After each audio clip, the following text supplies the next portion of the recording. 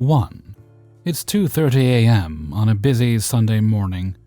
Friday nights are usually busy. But tonight our hotel had received all the passengers from a diverted flight. So I just spent the last hour and a half checking in 60-plus unhappy people and was now drowning in airline vouchers and paperwork. I step away from the front desk to use the copier, and when I return a minute later, there's a man slouched against it with a can of beer on the counter. We have a beer fridge up here, but I can't sell any after midnight. So, my first words to this gentleman are to apologetically inform him that, unfortunately, I can't sell alcohol this late.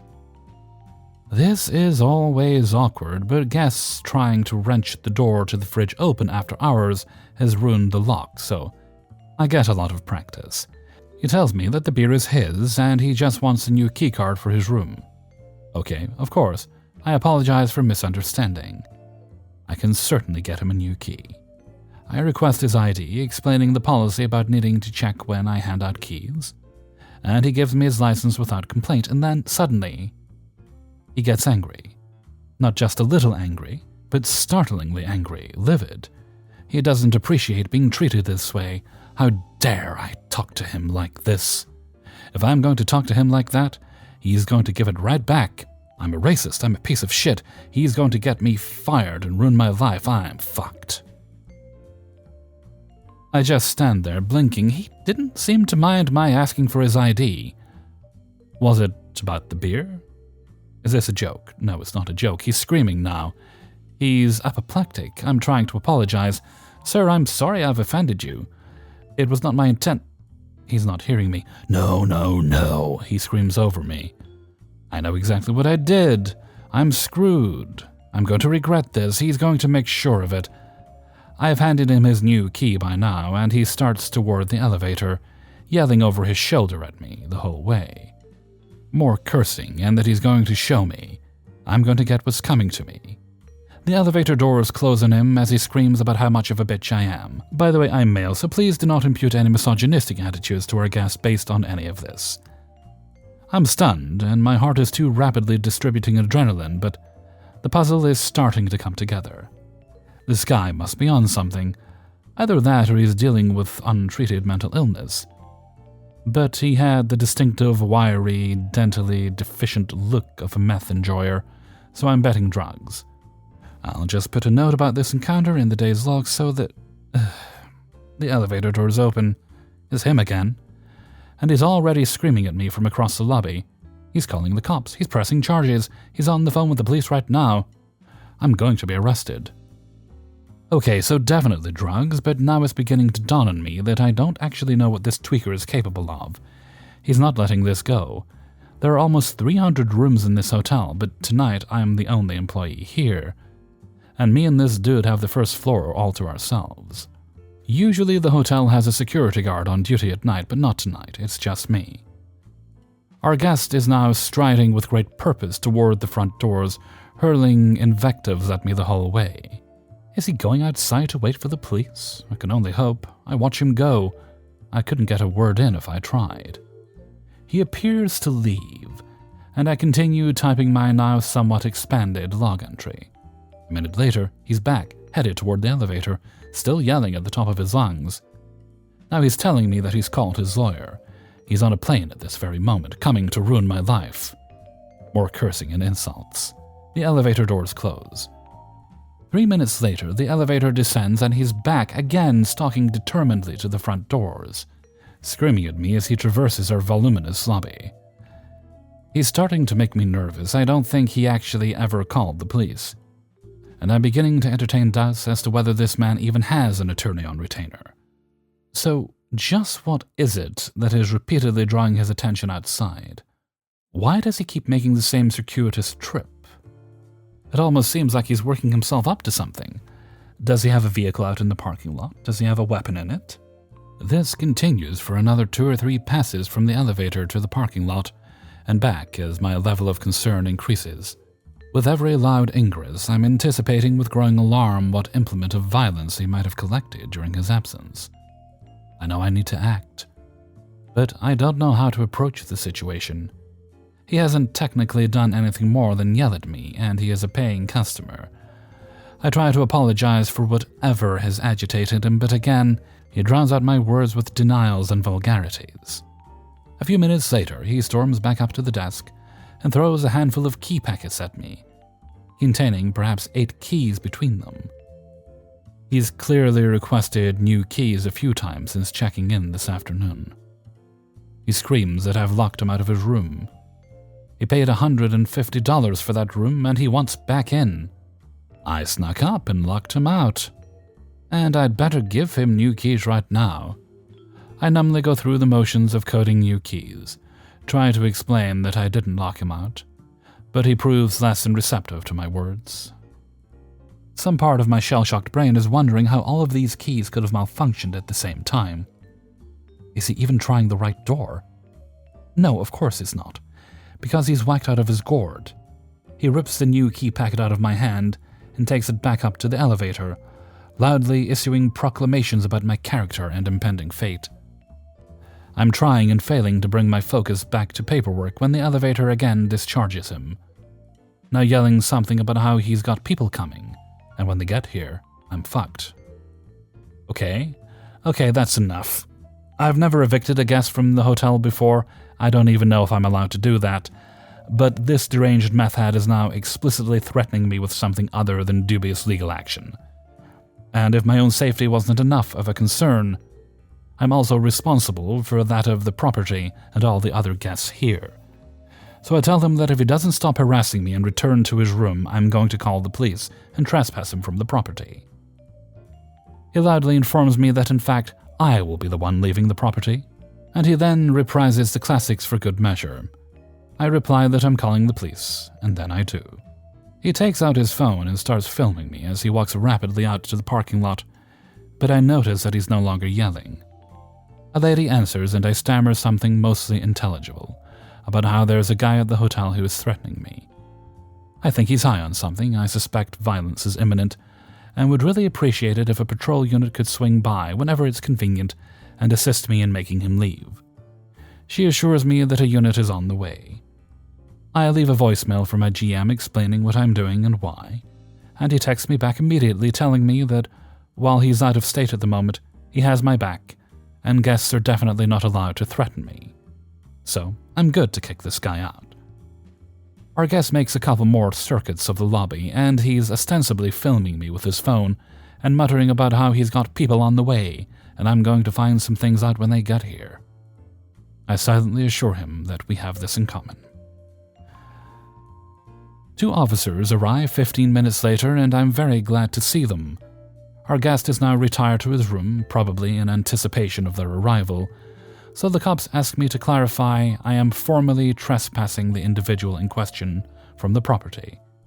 I confirm this, and further express that I've never had to do this before, but I'm ready to cooperate in whatever capacity is needed.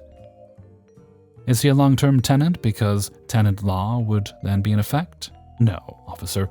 He checked in yesterday afternoon and is due out today. The officers begin to put on gloves, and then the phone at the front desk rings. It's our guest's room. I pick it up, and our guest informs me that his friends are coming, and when they get here, well, you can work it out. I convey the gist of this to the 2 officers, and they tell me they're going to go up to our guest's room, and they'd prefer if I remain in the lobby. Of course, officers, whatever you say, and thanks again for your help. They depart up the elevator. A scant few minutes later, the 2 officers disembark from the elevator and approach me. Our guest is conspicuously not with them. They tell me that our guest has declined to open his door. They knocked, but he didn't answer. Is he definitely in the room? Yes, he just called the front desk from the room as you were standing here. Can we call the room and speak with him? Certainly. Let me dial the room now. I do so and hand the phone to the officer. He reports that nobody is picking up. I tell the officers that I have the master keys with me right now and am more than happy to assist them in getting the door open. The 2 officers exchange a look. The lead officer informs me that our guest has a reasonable expectation of privacy as long as he's in his room, and the police department will under no circumstances violate this. I'm confused. I tell him that I've confirmed with the general manager of the hotel that this guest is no longer our guest. Ergo, it's no longer his room, but rather it's the hotel's room. And the hotel is private property, upon which this drug-induced psychotic is currently trespassing. I remind him that this man has repeatedly threatened me and that I am at this very moment expecting the arrival of a group of his associates, at which time I've been assured I will be fucked, which, while non-specific, is surely a term implicative of danger to my person. I ask him what he's suggesting I do about all of this. The lead officer tells me that I can follow whatever hotel policy I want, but that he's under a supervisory directive not to act or appear to act in any way as an agent of a private business. So they will not be assisting me in evicting anyone. He will in fact not even go so far as to accompany me to the room, as that would constitute appearing to act as an agent of the hotel. He gives me his business card and assures me that they will intervene if our guest assaults me, and suggests that I should call the police if I see him again. I ask him what the point in that would be. He says something polite. Then they leave. So as it turns out, our guest was correct, and I am in fact a bitch. There was nothing I could do other than try to get back to work and hope that he would leave me alone and that his friends wouldn't roll up and beat me to death in the lobby as inoffensive covers of 90s pop hits play on the sound system. I guess I could have walked off the job, and maybe I should have. I spent the rest of the night too jittery with adrenaline to concentrate and tensing up every time the elevator door opened or the automatic doors stirred. His friends never did show up, neither did his lawyer, and he never came back down to the lobby. I guess he had decided to turn in and have a restful rest of his night, secure in the knowledge that I was a bitch and could do nothing to stop him from doing whatever he wanted. Then I went home and tried to relax, only to realize that I couldn't stop shaking, and I was too wired to sleep. I don't know what the lesson of this story is, other than that the police here are less than impressive, that being a night auditor might actually be kind of dangerous, and that I don't get paid enough for this. Thanks for listening. 2. So, I work front desk, day-night shift at a small hotel in the city. This happened almost a year ago now, back when I was still pretty green and took bullshit from everyone. So, we rent some spaces in the hotel to lawyers, massages, and a quirky alternative medicine lady who is connected to this story. These are separate entities, not a part of the hotel, so their customers are never guests, but of course, the front desk serves as reception for this. I still help, answer their questions and give them directions, etc. This particular day, I was on day shift. Middle-aged older guy comes, says he has an appointment with the alternative medicine lady. I direct him to her office and expect him to get moving.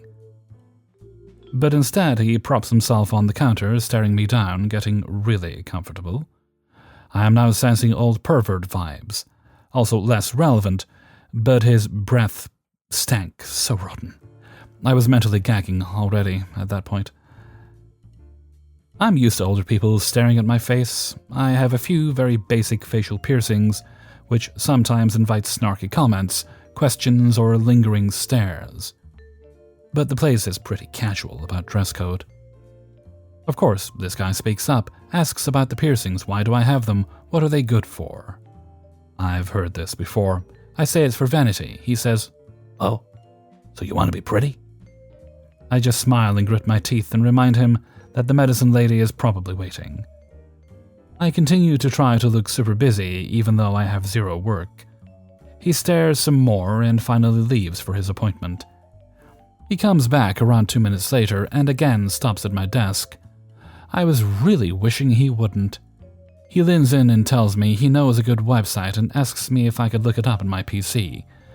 At that point, I genuinely don't see where this is going, so I act confused. What website? Why would I have to look it up on my work computer? For a bit he acts shy, dodges the question. It's just a really good website for young women. He will direct me so I can start typing. Oh my god, I say no. He gets offended and tries to explain more, like he's letting me in on a secret, so apparently he knows this really good website for young women, that teaches you how to have multiple orgasms. Okay, I get it. First time I've heard that, though. If this happened to me today, I think I would jump the desk or curse him out. But I was new, hadn't met my fair share of shockingly vile, perverted old men who think they can say something to me, because I am a harmless young woman. I was so dumbfounded and done, I just kept sighing and telling him to please leave, and he still tried to go into detail and convince me how useful it actually is. I regret staying polite when he wasn't even a guest needing his butt slicked. And even for a guest, this is intolerable. I was tired and felt it wasn't even worth my anger. But after he left, I felt like I needed to smash something to vent. I was too stunned and forgot to inform the medicine lady of the behavior of her customer so she could blacklist him. But since he left so fast, maybe he tried something and she kicked him out. Never saw him again. Things like this have now happened to me tens of times in the past year, from married men coming down to the lobby to flirt while their wives were in the room, men on business trips trying for a chemistry test while their girlfriends are at home, etc. I just want this hotel receptionist comes to your room for a fling fantasy to end as well. But I know it never will. I'm quitting in a few months and hope my next job will not require me to be on the receiving end of this madness. 3. Just strolling into the lobby for my Wednesday night audit shift, expecting the hotel to be relatively quiet on a 60% sold night. Steph sees me and basically says hallelujah. Her night has been a disaster because, well, Foss has this neat little feature where if you're trying to mark a room as dirty but you forget to type in the specific room number, it goes ahead and assumes you want every single available room in the hotel to be marked dirty. No undo button. No warning box pop-up that says, yo, you're about to set every room as dirty with no undo option? Nope. Foss is the Ron Burgundy of property management systems. It follows whatever order you put through, no questions asked. So that's where we're at when I walk in. Steph has been on the phone with an operations supervisor, a housekeeping supervisor, and texting with the front desk manager.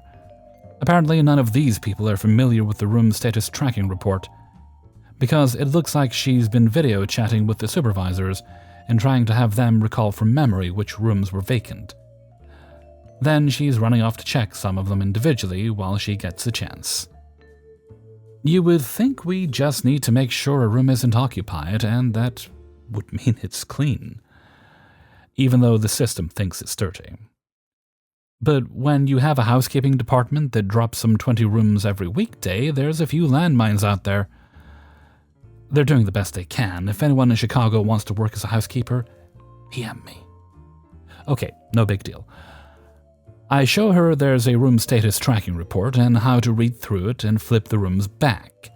It's a bit difficult to read, but as long as we don't have a line of guests out the door, we can get this straightened out. We usually only have 5 remaining arrivals at this hour on a weekday. Oh God, we have 15 arrivals. And about 5 of them walk through the door all at once. WTF. Just give me 1 minute, sir. Our system is a little out of whack, I say, as guests watch me dig through a report just to find them available rooms. Okay, so every check-in is going to take a couple of minutes extra, and I just have to hope I don't misread something and check in a few guests to some dirty rooms. Not that bad of a night, right? Phone rings. A pissed-off-sounding guy wants to speak to a manager. Ha! Even though this hotel has 300 rooms, we haven't had a manager on the graveyard shift since before COVID. Well, he says dealing with us has been ridiculous, and he's sending his boyfriend over to get those 2 lost phones and wallet, and they're bringing the cops with them. What? As I'm asking questions, Steph overhears and says, "Oh, I'll have to tell you about him. He's gonna have to deal with a manager." I tell the guy I'm not a manager, but I can try to help out this situation once I figure out what's going on. He says, "I'll hold." Hope you're okay with holding for 5 minutes, buddy, because you're low priority right now. Eventually, Steph gets a chance to tell me 2 phones and a wallet were found in the parking garage lobby. Technically, not even the hotel's property, but I guess our restaurant manager decided to make these items into a problem for the hotel to deal with. Earlier, these 2 guys showed up to the hotel wanting to get the phones and wallet back. but they look nothing like the guy in the ID. They say he's in the car out front. Okay. So have him come in and get his stuff. They disappear, and a while later, the guy who lost his stuff is calling from a neighboring hotel, claiming he sent his friends to get his stuff. From various phone calls and different sketchy people showing up to the hotel to claim the stuff, no one can give us the name, address, or date of birth of the guy on the ID. So, go away until the guy on the ID comes to get it. A guy shows up to ask me for the phones and wallet just as I'm done flipping the rooms I'll need for the rest of the night. He says the police are on their way. I smile and say, okay. Good, I can ask them to remove you for trespassing if you cause a scene. But of course it's Chicago PD and they're not going to show up for another hour. I sit in the office out of sight until eventually he gives up and disappears. I have no idea if these guys are just trying to recover their friend's stuff, or this is a full-out case of identity theft. But you would think, if the guy who owns the wallet is apparently staying in the hotel a couple of blocks away, he would have come in by now. The next day, an operations manager showed me that you can print the room status tracking report and organize by name of who made the changes. So all the changes you're looking for would be lumped together. That's your best option, lest you risk flipping dropped rooms over to vacant ready. She turned the wallet and phones over to the cops. Not our problem anymore. Never should have been. If any other night auditor had walked in to work that night, the whole place would have been chaos for hours. Turns out knowing how to print reports can save you a massive headache. Just another day of saving the courtyard. 4. So, I've been working at a major brand company hotel for 4 years. Won't say the branding, but it's a top one. I recently moved to a new state and got a job within the same brand. This wasn't an official transfer, I just got lucky to be within the same branding, just a different franchised company. Now, this isn't some off-brand hotel, this is a genuine hotel. I came from a property that our scores were dancing between 85 to 90%, all around each month. The lowest I've ever seen was 78%. This new property dances around 30 to 47%, it's mind-boggling. I was determined to make a difference and try to bring these scores up as a front desk agent. I can't. It's been 4 months now at this job, and I can't bring the scores up regardless of everything I do. And the biggest reason is that this hotel needs major repairs and a new paint job. I feel like I'm in hotel nightmares with that Gordon Ramsay show.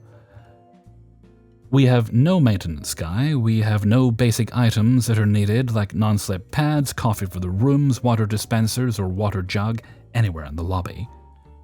Freaking gum or cough drops in the market? The pool? The pool has been closed this time I started working here. I'm in Ohio, where apparently everyone and their dog wants to use the pool. It's bonkers. Mold on the entire first floor, so we're told to avoid using the first floor. Leaking, the roof leaks in some ways because it rains so much here. Breakfast. Now, this is my first property that has a bistro for breakfast. And I understand there are package deals. When you book, you get complimentary breakfast, but that's just not true. If you rate inclusive, you get a coupon for $10 off the breakfast, not free breakfast. Now, I don't know the logistics behind it, but I feel like there is something shady going on behind the scenes. Meeting rooms. If you so much as request a second table or another chair, or God forbid a jug of water, that's a $150 charge to include while you set up in there. Like at my old property, if they requested to move a table or an extra chair or two, we just did it. But here, one slight adjustment will be a major charge, no ands, ifs, or buts. Now that you know the background onto the story, my main manager came up to me directly, extremely upset that the scores are still low and asking me, not the front desk supervisor by the way, why the scores aren't getting any higher. I explained to them and showed them the reviews explaining that people are upset because the pool is never open. Showers either don't work or they don't have hot water, the furniture is old and just worn out, or the breakfast is overpriced, which it is, for what you get.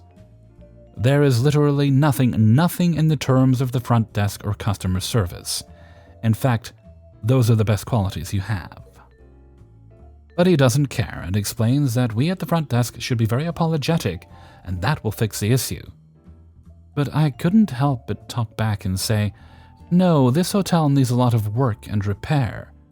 You're trying so hard to up the scores but don't want to fix the issues the guests themselves are telling you because it costs money. We at the front desk are doing our best and asking every guest if everything was okay, what to improve on, and to please give us a good review. Which, by the way, they drill it into our brains to ask that to every guest. It just feels like begging up the wazoo. Now, I'm not a psychologist, but I feel like begging for good reviews will make someone not want to do it. To which he explained that he's working on it, but that he wants to get the scores up first before committing to spending the money for the property. What? I even asked why we haven't opened the pool yet. And he explains it's because chemicals in the water and waiting for the health inspector. It's been over 3 months now. We don't hire a maintenance man because we can't find one. But I believe it's that he doesn't want to pay a good wage for one, and he does it himself. He practically is prepping to lay off front desk agents to get fresh ones in here because of this, probably me included. During tax season, by the way, I had literally over 100 W-2s to put into envelopes to mail to previous employees here. It wouldn't surprise me if they were all front desk agents who either left or got laid off. At the end of the day, he is explaining to me or lecturing me, "You guys at the front desks need to be making these guests happy. That's your job."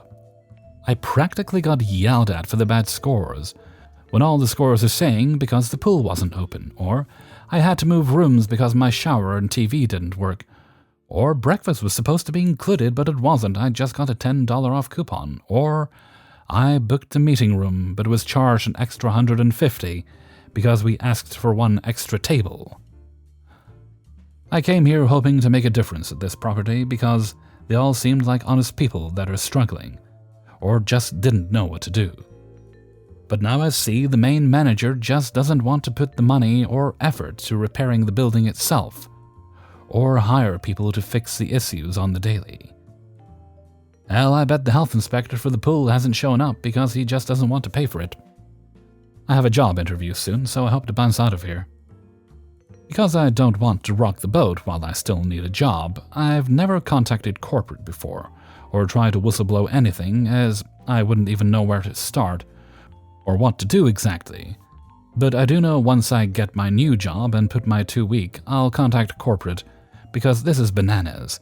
And I'd hate to add worse subject guest bad experiences and new employees having to be yelled at or complained about with room issues, when they can't do anything, and in hopes corporate can do something about it because I've never seen anything like it.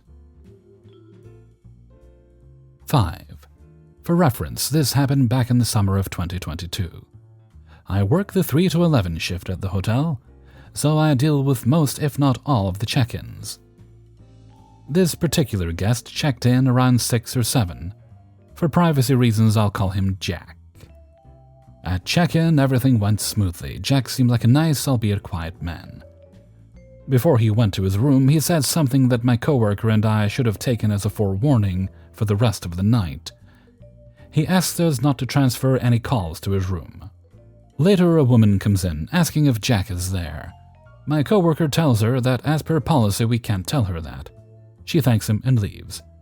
Shortly after, a phone call comes in, this time from a slightly different-sounding woman who claimed to be from Domino's Pizza, asking for a room number for Jack so she could bring up his pizza. She sounded different enough, but we were busy enough that we didn't think much of it, and gave the number to her and went about checking other guests in. About 5 minutes later, we receive a call from Jack asking to be moved since we gave out his location. We realized that we did, apologize, and promptly move him. Maybe 15 minutes passes before we receive another call, this time from the woman. She asks to be transferred to Jack's room. In the interest of rectifying the mistake we had made, I tell her that no one under that name is staying here. She tells me that's bullshit, as we just transferred her there. That's when we figured out that the Domino's woman and this woman were the same person. She is correct, obviously, but I'm not going to tell her that. Instead, I say, "I'm sorry, but I don't know what to tell you, ma'am." She then asks for a manager. The thing is, my managers are only there from 8 to 4-ish during the week. There isn't currently a manager in for her to talk to. I tell her this, and she gets very annoyed. She started to cuss me out and threatened to call corporate on me. In response, I say, "You can do that if you want, ma'am. Have a nice night," and promptly hung up on her. I would have thought that'd be the end of it, but I was sorely mistaken. 5 minutes later, I pick up the phone, and she's there again, yelling and swearing and generally being terrible. I immediately hung up. My coworker calls me to the back office and shows me the cameras. On them, we can clearly see the woman and an unknown man trying exterior doors around the wing where Jack's room was. We have a can of pepper spray behind the desk, so we grab it and walk down the halls. But by the time we got there, they were already gone. When we get back to the desk, we notice a silver SUV with the woman and man in it, lurking about in front of the building. They did this for about an hour, and finally left just as we were about to call the cops. Definitely one of the weirdest things to ever happen to me while working at the hotel. Hey everybody, Hellfreezer here, and thank you very much for listening to Coahw, episode 108. And thank you very much to everybody who allowed me to use their stories in this video. Please hit that like button before you go. Thank you kindly. Okay, let's see. Right, let's go straight to Hellfreezer's question of the day, as we have no other business. And today's question is there something you once loved, but for various reasons over time you have come to dislike it? I've had that happen occasionally with entertainers I've enjoyed the work of, who over time their conduct as people has become somewhat poor, and I've tempered my opinion of them somewhat, and eventually just completely given up on them and their works. I believe you can separate art from an artist, but I think it can also only go so far. So what do you think? Please leave your opinions in a comment below. With that, I'm going to head off for now and make some food. So until next time, thank you very much for listening, and take very good care of yourself.